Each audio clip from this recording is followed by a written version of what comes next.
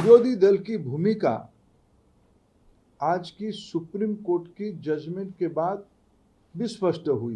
ये सारे एग्जामिनेशन को निंदित करते हुए राहुल गांधी जी भारत को ही निंदा पहुंचाए।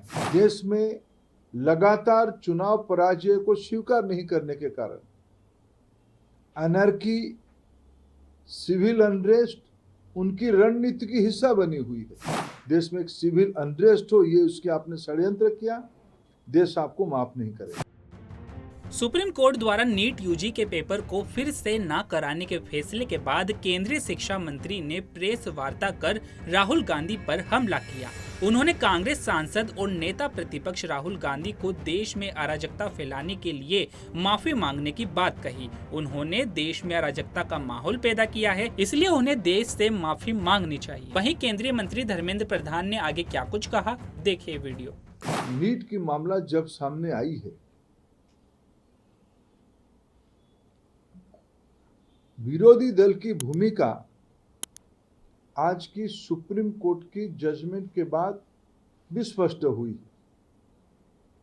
विशेष करके देश की नेता प्रतिपक्ष, लोकसभा में नेता प्रतिपक्ष काल तक जो रवैया अपनाए थे, देश की एग्जामिनेशन सिस्टम को अमान्य करना, उसको सेम कहना, उसको रबिश कहना, यह उनकी बौद्धिक स्तर का प्रमाण करती है। आज देश की इसी सारे कॉम्पिटिटिव एग्जामिनेशन में ना केवल भारत में, विश्व में हमारी आईआईटीएन, हमारी भारतीय शिक्षा व्यवस्था से पढ़े हुए इंजीनियर्स, डॉक्टर्स, आईआईएम जैसे इंस्टीट्यूशन से पढ़े हुए विद्यार्थी दुनिया में अपना प्रतिष्ठा बनाए। भारत की इसमें प्रतिष्ठा बनी है। ये सारे एग्जामिनेशन को निंदित करते हुए राहुल गांधी जी भारत को ही निंदा पहुंचाए। देश की विद्यार्थियों को गुमराह करना, भ्रम पैदा करना, सामाजिक तनाव के लिए प्रोत्साहित करना, यह उनकी राजनीति का एक योजनाबद्ध हिस्सा रहा है। देश में लगातार चुनाव पराजय को स्वीकार नहीं करने के कारण अनर्की, सिविल अनरेस्ट उनकी रणनीति की हिस्सा बनी हुई है।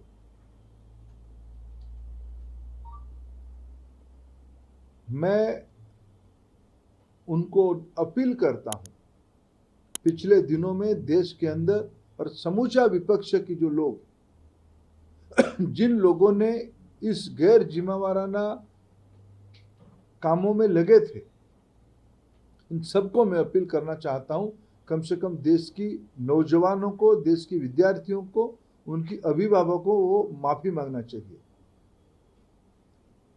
राजनीतिक विषय अलग हो सकती है, लेकिन देश की मैं शुरू से कह रहा हूं, मैं राजनीतिक भाषा नहीं बोलना चाहता हूं।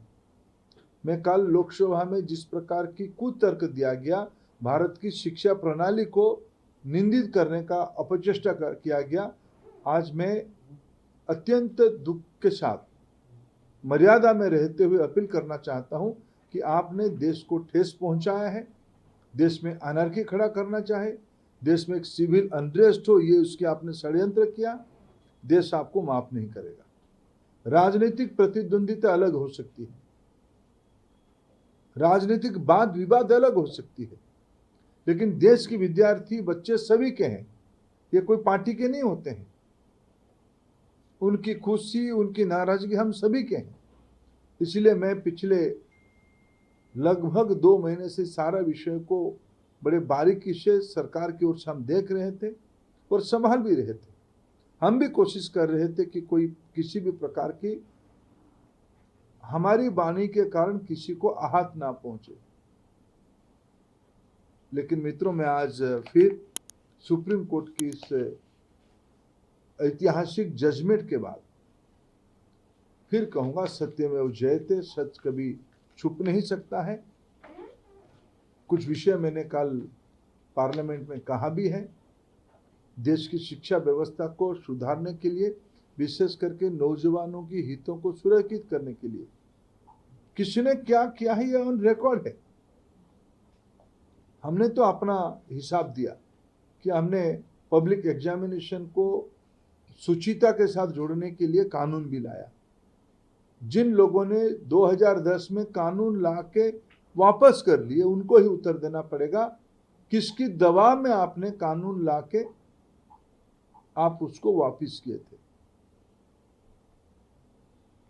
ये सारा विषय समाज के सामने अभी चर्चित है, उसमें सबको अपना अपना उत्तर देना ही पड़ेगा।